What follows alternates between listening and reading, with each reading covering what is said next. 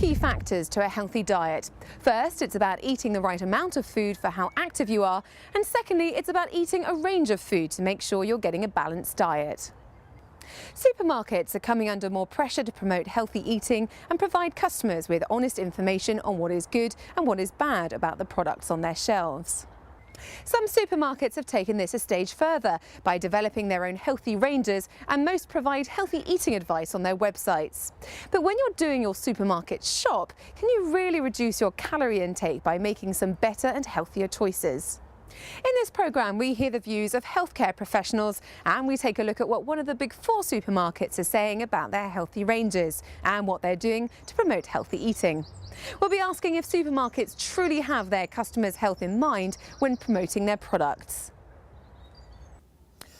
I think healthy ranges offered by supermarkets, they're not a bad thing. I mean, to make the claim healthy, there's got to be some substance to that claim. It also, I think, attracts consumers to the product, seeing the word healthy. Now, of course, it depends what they mean by healthy. One would imagine if one looked through all of these foods listed as healthy, you're not going to have foods that are high in fat, high in calories, high in salt, high in sugar, high in saturated fats, because you couldn't make that claim of the food being healthy. And also, they're controlled by the Advertising Standards Authority. They've got to act in a responsible manner. So I think, if you can catch the customer's attraction by having healthy on the label, well, at least you've got their attention. Then they can look at the label and then make their own decision. Is this healthy enough for me, or are they pushing the boundaries of the definition of healthy? Because it does depend what they mean by healthy. They can't be selling unhealthy foods and labelling them healthy. With products that are on the shelves, labelled as healthy, there has to have been some form of research to back that claim, to back that labelling. It's in black and white, So, and most of the food companies, they are responsible.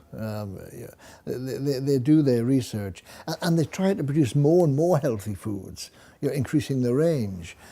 Because if they don't, the other companies are doing it. So it's a very active marketplace. So to improve the healthiness of a food, they may be adding, supplements of iron or folic acid, vitamin C or whatever. And that's not a bad thing, because people's diets today can be deficient in all sorts of vitamins and minerals. Why? Well, the way we produce food, the way food is stored, and the proliferation of junk convenience foods.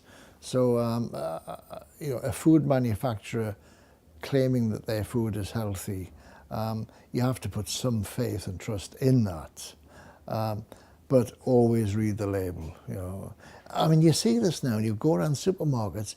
You see, say the women shopping. They're reading the labels now. They're becoming more aware of fat levels, sugar levels, maybe salt levels, calorie levels. So that's good. We're looking more closely at the ingredients of foods to see how healthy they are or how unhealthy they are. Asda is a powerhouse of a supermarket and literally feeds half of the UK, possibly more. Just about every one of us lives near an Asda supermarket. So what do they teach people about healthy eating? Asda say their healthy ranges generally offer products which are lower in fat and calories than standard products, and as such are a good choice for anyone looking to lose weight. Let's hear from Asda company nutritionist Hayley Marson to find out more. Asda believe that traffic light labelling is the way forward in terms of empowering our customers to make their own choices.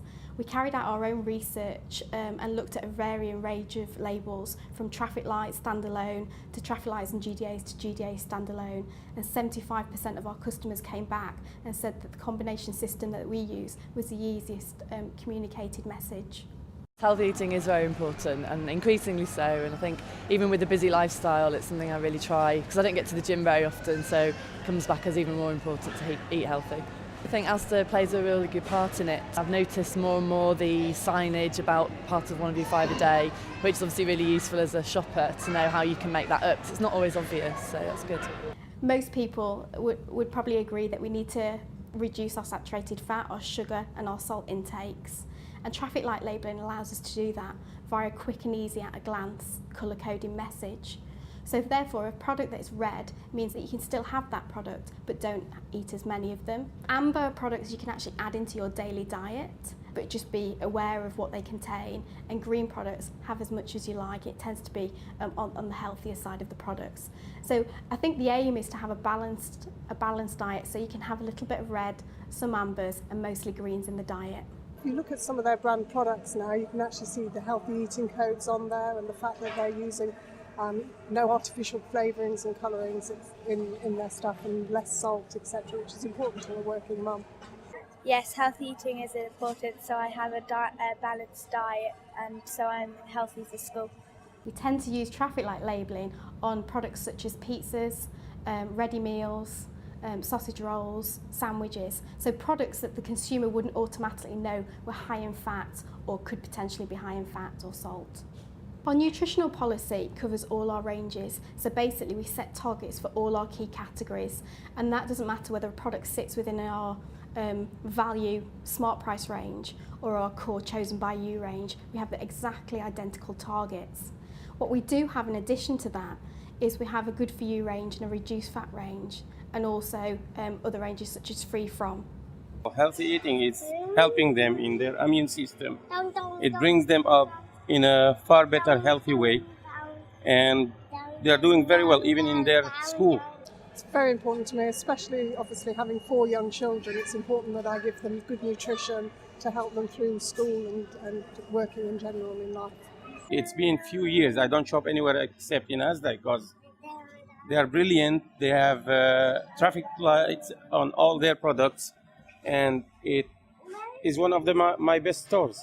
Customer research has told us that a lot of our customers are looking for diet products, so good for you is that range. It's basically based on 3% or less than 3% fat. For products where we can't reduce the fat intake to lower than 3%, we have a reduced fat range. These you can find in store alongside the standard equivalents, but they contain 30% less fat than the standard products. If you've got an allergy or intolerance, we've developed a free-from food range which allows customers to choose products that are dairy-free, wheat-free, gluten-free or nut-free. We realise it's an absolute nightmare to try and choose products, and that's why all our products have clear, understandable labelling. More recently, we've carried out a reformulation exercise using the Food Standards Agency 2010 targets, where we're able to remove 396 tonnes of salt across our 9,000 strong product range. We've just introduced the Food Standards Agency 2012 targets, and that'll be part of our next reformulation exercise. Well, we've heard what Asda has to say about their healthy ranges and the research that goes into developing their products. Now let's go back to Dr Chris Steele. Well, many foods now have, food labelling on them. You've got the standard label, which is just text and numbers, and that can be quite confusing to anybody. But thank goodness they're bringing sort of pictures onto the food packaging, graphics. Now there's the GDA, Guideline Daily Amounts, and I'm not a fan of that because it's not fully explanatory. It can be quite complicated. You buy this food and it says, well, this is giving you 10% of your recommended daily intake of sodium. Well, that's just one food. What about all the other foods you're eating during the day? Are you totting those up? The whole thing becomes very, very complicated. Now, the labelling I do like on foods is the traffic light system. And I don't think a food should have both on. It's making it even more complicated. If you have just basic traffic lights, so green means it's a good food, it's a healthy food. Amber, that's okay, but don't eat too much of the amber foods. And red, the food is either high in fat, high in sugar, high in trans fats, saturated fats, and be cautious in terms of how many items of the red traffic light labelled food you'll be eating. So it's a very simple way of just assessing. And with the traffic light system, you can compare different brands of the same food product. I'd like to see supermarkets doing a lot more to promote healthy eating by providing healthier products. The first thing I would like to see is the banning of trans fats in foods. They're no use whatsoever nutritionally, and some countries have banned them. Denmark has, and I think Holland is considering banning trans fats. You do not need them in foods. Then I think they need to look at other areas such as saturated fats. And the reason why I'm mentioning the fats, of course, these are the substances found in foods that we see in convenience foods and junk food, and we all eat far too much fat in our diet. And this accounts for the obesity epidemic, the increase in hypertension, heart disease, strokes, etc. I'd like to see lower levels of salt in foods, because salt is hidden in all sorts of foods. You'll find salt hidden in sweet foods. And salt is implicated, in high blood pressure, heart disease, stroke, etc. So we all eat far too much salt. Now, you can say, well, you shouldn't eat more than 6 grams of salt a day. What does that mean? I've got no idea how many grams of salt I eat a day, and I'm a doctor. That means nothing. So, if foods that are containing salt, if their levels are reduced as best as possible, and reducing the fat levels, and, maybe also reducing sugar levels as well, it sounds like a lot, and you've got to start somewhere.